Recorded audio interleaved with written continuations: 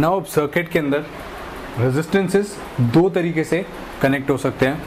First is the series connection and the other is parallel. अभी actually में होता क्या है ये हम देखते हैं. लेट अस सपोज कि इस टाइप का सर्किट है और दो रेजिस्टेंसेस हैं R1 एंड R2. ठीक है, अब हमको इसके अंदर नेट R बतानी होती है करंट निकालने के लिए.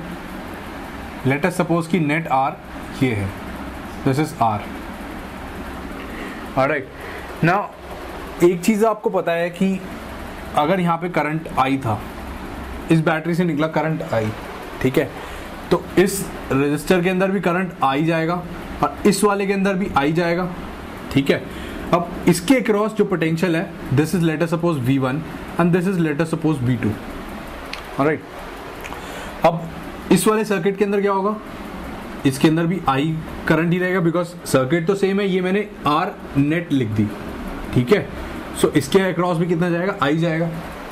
नाउ यहां पर क्या होगा, इसके अक्रॉस पोटेंशियल कितनी होगी, इस रेजिस्टर के अक्रॉस I इंटू R1. ठीक है, इसके अक्रॉस कितनी होगी, plus I into R2.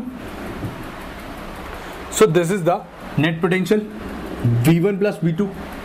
Alright, similarly this should be equals to, इस सर्किट में अगर मैं देखूं V सेम है तो I इंटू R नेट, तो R net is equals to, इन दोनों को, इसको और इस इक्वेशन को देखूं तो R net will be equals to R1 plus R2. ये हो गया हमारा सीरीज में सर्किट. अब आपके जो जनरली जो क्वेश्चन आएंगे सीरीज के ऊपर, अगर वो कॉन्सेंट्रेट करते हैं क्वेश्चन के अंदर, तो it will not be that simple और आपको ये बताना बड़ा मुश्किल हो जाएगा कि कौन सा सीरीज में है या कौन सा, अभी मैं आपको जो बाद में बताऊंगा पैरेलल के अंदर है.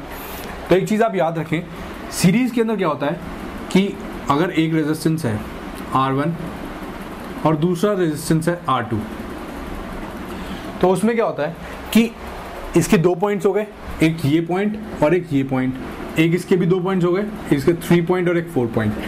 नाउ सीरीज रेजिस्टेंस में क्या होगा कि इन दोनों में से एक पॉइंट और इन दोनों में से एक पॉइंट डायरेक्टली कनेक्टेड होगा. ऑलराइट, और जो बाकी दोनों पॉइंट्स हैं वो एक बैटरी के तो कनेक्टेड होंगे, तब ये सीरीज में कहलाते हैं.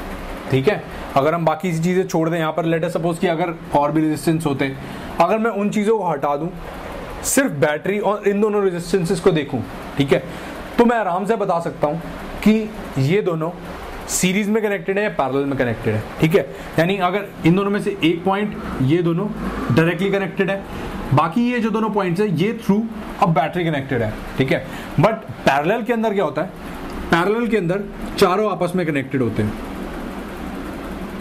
पैरेलल का सर्किट कुछ ऐसा होता है,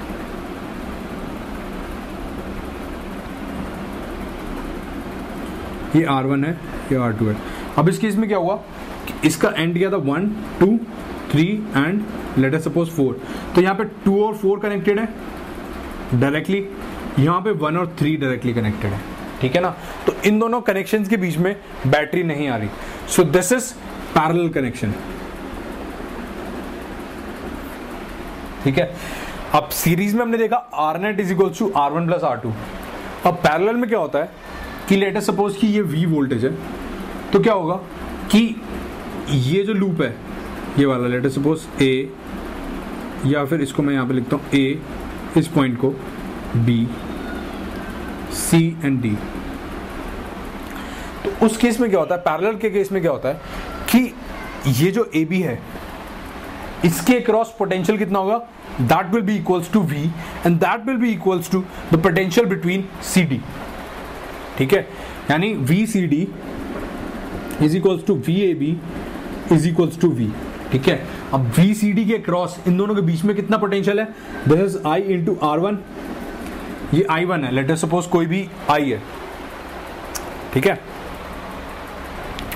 नाउ दिस इज, क्योंकि अब क्या है कि यहां पर अगर I करंट निकलता है तो ये क्या होगा, इसका कुछ पार्ट I1 यहां पर जाएगा, बाकी बचा यहां पर जाएगा which is I minus I1.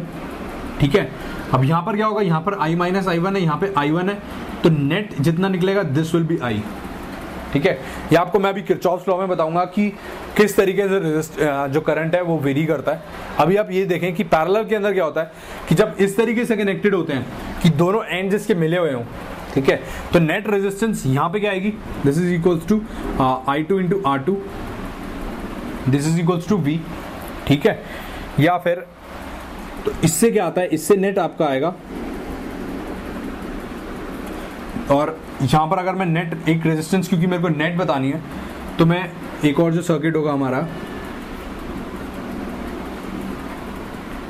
वो R ये होगा, तो this will be equals to I into R। Alright, now यहां पर क्या आया, I is equals to V by R, ठीक है।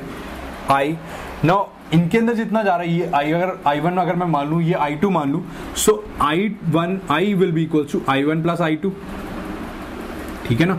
यहां पर अगर I जा रहा है, ये I1 है, ये I2 है, तो कितने में डिस्ट्रीब्यूट हो रहा है, I1 I में, ठीक है ना। सो यहां से क्या आएगा, V बाय R, और सिमिलरली I1 की वैल्यू क्या आएगी, V बाय R1, इसको और इसको यूज करके। सिमिलरली I2 की वैल्यू आएगी V बाय R2।